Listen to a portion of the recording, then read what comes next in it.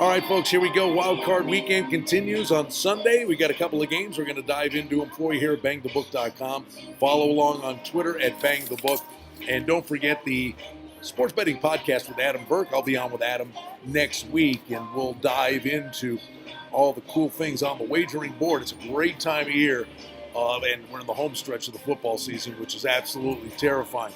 Let's talk about Sunday, and we get it started with Buffalo and Jacksonville. And there are many subplots and storylines to this particular football game. Looking at Jacksonville, the consensus 8-point favorite in this spot, and the total on the game is low at 39.5 or 40.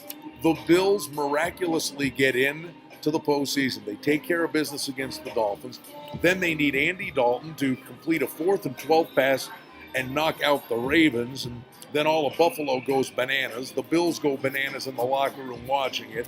The people in Buffalo donate a fortune to Andy Dalton's foundation, the best play in Bills history in the last 20 years, turned in by Andy Dalton.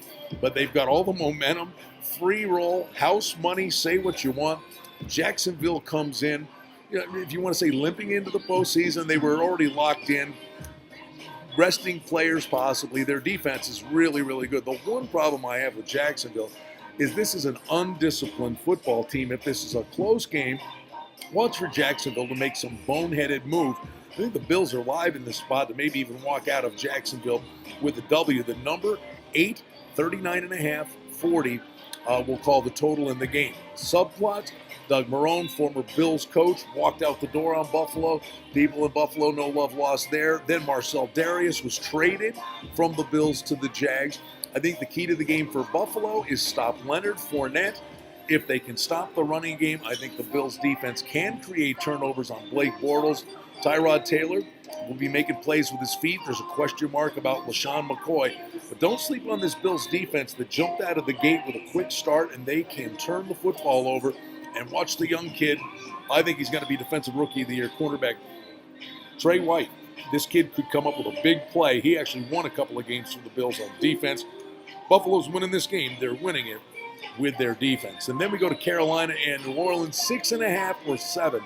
New Orleans is favored in the game, and the total on the game is 48.5.